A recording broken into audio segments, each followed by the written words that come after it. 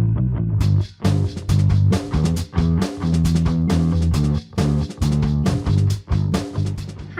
I'm Dikshita. Come learn with me at Hint to Mint.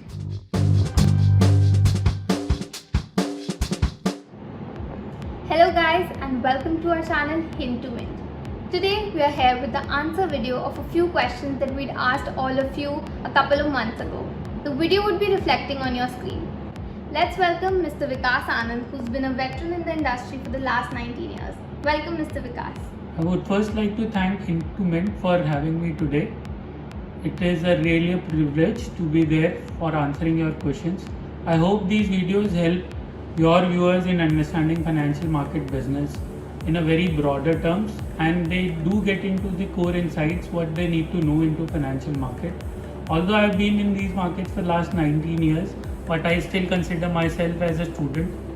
Every day is a new learning curve when it comes to financial market because market dynamics are ever changing.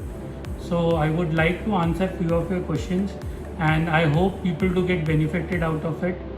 But I still take financial market as both an science and an art when it comes to understanding. So your core beliefs will really help you to understand these markets. Try to be focused and to be real in terms of your risk appetite is what I want to say. So Alright, let's go on to the first question now. First question we have is, are the avenues where I have invested safe and will they remain safe? At the end of the day, what happens in today's world, people are not very much aware about the underlying factors that come into existence when they buy a particular product or a service when it comes to financial market. So safety, it all depends on the sort of time horizon you have, whether you have invested a risk capital or you have parked those money which you have a financial goal which has a time value attached to it. Let me take an example to explain this term better. Say for example, if I have to go for a vacation for any overseas travel, I have planned an amount of 1 lakh rupees and I do have it in present. But I have to travel exactly from 1 year from now. So what happens, this is a goal that somebody cannot redefine or reassess. So he has to put this money into that instrument where this money may not drop. So if you plan to put that money into mutual funds, then you should opt for overnight liquid fund or arbitrage funds, because and even you can park that fund into FD, although you'll get a less return on it, but that goal itself cannot be redefined in terms of time value. You plan to go for a vacation from 1 year's time, so you would not like that money to come down. So even though you put it into equity linked plans, there might be a case that some market might not perform well, or the debt market recently, there has been n number of cases in debt market where the money has got blocked recently. Frankly, some schemes under debt market had quite an impact in the market. People were saturated in terms of taking out their funds and money out of those schemes. So one should know the underlying asset in which they are investing into, and the time value at the time of maturity of that time or financial goal. Will they be able to get the entire sum or not is very much important. Alright, thank you so much for that insightful answer. The next question we have is there any set formula to earn in derivative market? Talking about derivative market, at the first place, one should understand in India, people cannot become rich overnight. A derivative market is one such market. One should understand the art of cutting down losses rather than making profits into derivative markets, because it's a very risky business. Unless and until you do not understand the risk that is involved in derivative markets, because there can be n number of changes in an ongoing market situation. So if you do not know that how much money you can lose at a given point of time in derivatives, it becomes very highly risky to invest into derivative markets. So my suggestion would rather be finding ways of making profit should not be the order of the day. You should see how you can cut down on losses if you're planning to invest into derivative markets. So there is only one formula to make money, is to limit your loss, because the law of averages say that if you do 10 trades and you end up making more profits than losses, and if you cut down the losses at a very right and appropriate ratio, you will end up making money out of it. Alright, that sounds perfect. All of us young minds want to know if you're getting the right guidance in financial markets. Basically, what I believe, I have been a student of these markets for last 19 years.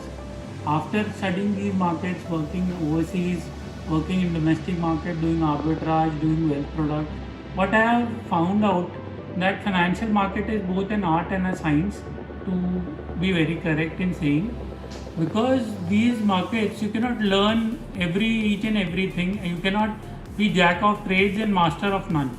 So you first decide which is your core area of interest, and once you have decided your core area of interest, you should first make out what are the key pointers or the basics that you should know before entering into a subject into financial market. Since this is like an ocean, and even after 19 years of study, I can only think of that I have just taken a droplet out of the ocean. So if you are ready to become a student and dedicatedly learn every day to the changing dynamics of financial market, then only you can go long and survive into financial market, is what I meant to say. I think this would really help all the students who are planning to enter the market. It's a common question for I think every Indian. We make a monthly budget every month, but still the money gets finished before month end. Why, especially in case of India, it does happen is because most of the people are socially involved in decision making rather than practically getting involved into financial role playing when it comes to budgeting. I see students of the house or young kids playing a major role in decision making. Housewives get influenced from their friends. At times, people by themselves get influenced to social media influences like Facebook, Twitter, and they try to copy each other. Whether or not there is a need or a necessity to buy a product, Great Indian Sale excites some of the people to go out for outrageous shopping, which is not at all required during the time of festival. At times, there are no budgetary efforts that are being made on a collective insight of the family. So what happens is when they sit in the first day of the month, they practically think on decision making as far as the financial budget is concerned. And as the days go by, the social decision overburdens the financial planning, and at the end of that day, what happens is in try to copying or social disinfluential aspect do lead into misbudgeting at the end of the month. I hope this teaches all of you a lesson. So all of us who have financial advisors want to know that do we listen to everything our advisor says and do we follow it religiously? There are two school of thoughts when it comes to financial advisors. Most of the times, because of the targets, lack of knowledge, lack of concentration in terms of the changing environment of financial markets, some quality of financial advisors are not very good. At the time of investment, they do not try to seek or truly tell the clients what are the underlying risk aspect of an investment avenue. They even fail to understand and even deliver the basic aspiration a product carries and a client psychological behavior in different walks of time when it comes to riskier, non-riskier and a formal market. So what happens is people often get into greed when it terms of investment, and when the market turns on the wrong side of the road, they start questioning the ability of the advisor. So I call advisor and a client relationship as a relationship between a husband and a wife. A wife should be skillful in delivering the right thought process, the product knowledge, the underlying risk associated with the product, and should outrageously tell if at all things go wrong what client may finally end up losing.